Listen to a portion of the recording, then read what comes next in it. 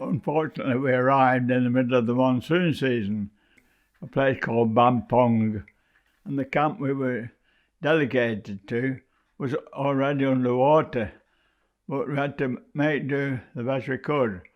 The water was about 2 or 3 inches below our bed spaces, which was bamboo, a bamboo bed, split bamboo, flattened out and laid on other bamboo, our beds. But that was only for a couple of nights, because they wanted to get us to the area where they were building the railway, which was a place called Chunkai, which was quite a few miles. So we had quite a long march to get to Chunkai from Bampong. Chunkai was to be the headquarters and the base camp for number 2 group, and I stayed in that group all the time, working in various camps, progressing north westwards towards the Rangoon-Burma border. And I'm sorry, I made a mistake there. I'll just go back. Not the Rangoon-Burma, it's the Thailand-Burma border. And we're working in groups of probably about 2,000 or 3,000 in each camp, and going out day after day, either making cuttings or moving soil to make embankments for the railway. Whatever the weather, we were sent out day after day. And we got 3 meals a day. Everyone was the same. There was a helping of rice, plus for breakfast a spoonful of sugar.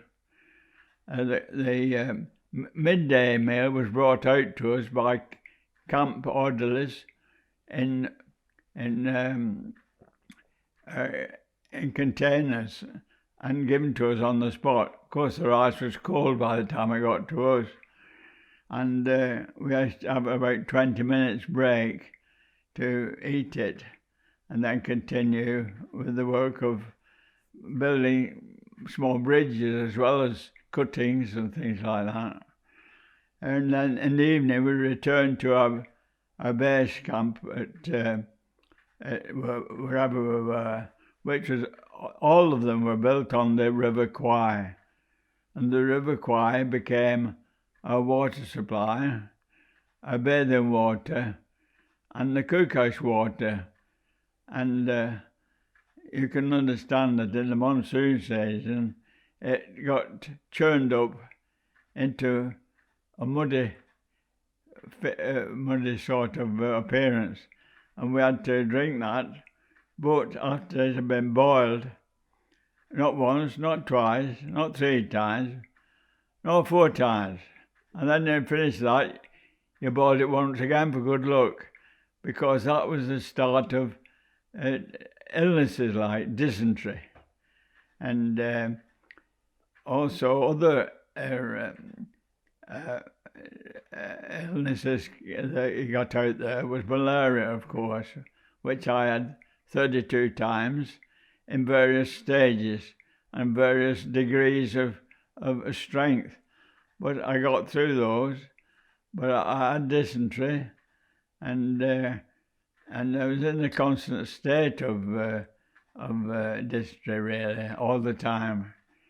And our toilet facilities was a trench dug in the southern part of the camp, and with bamboo pieces across where you could perch yourself while you relieve yourself, and that was the latrine type of thing.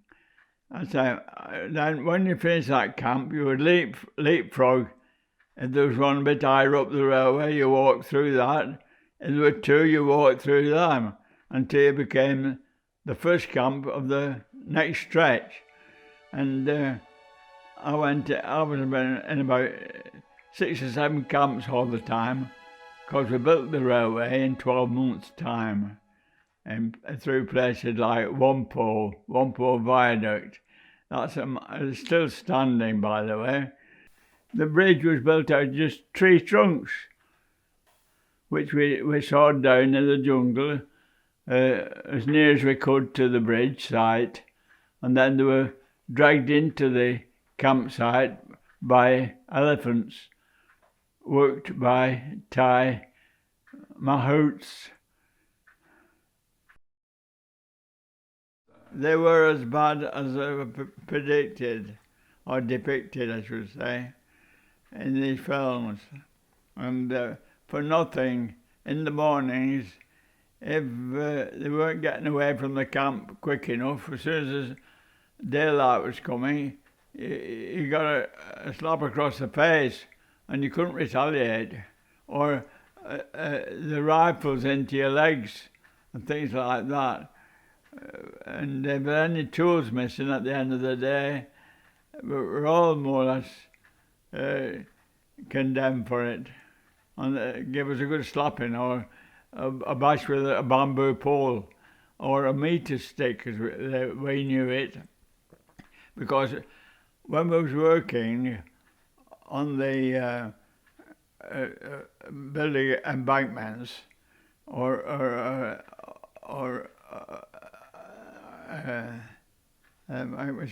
cuttings, we had to move a certain amount of earth per man. We worked in groups of 3. 2 carried a kind of stretcher where we put the soil on and dumped it on the embankment where the Japanese wanted it, and then trampled it down a bit, and then go back for another load where the 3rd man had been filling it. And we had to do a cubic meter per man. Doesn't sound a lot, but with primitive tools, it took us all day.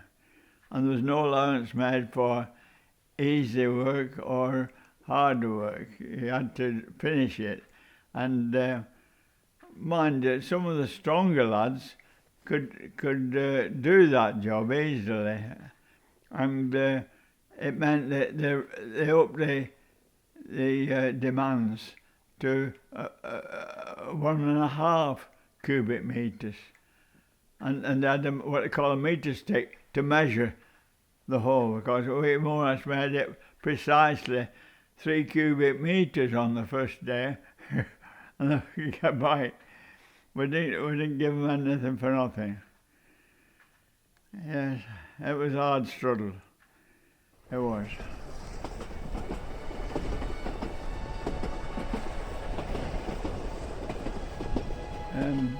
And so after 12 months we'd finished the railway, and we'd fortunate ones of us who succeeded in getting through these illnesses and tropical diseases, returned to Chungkai.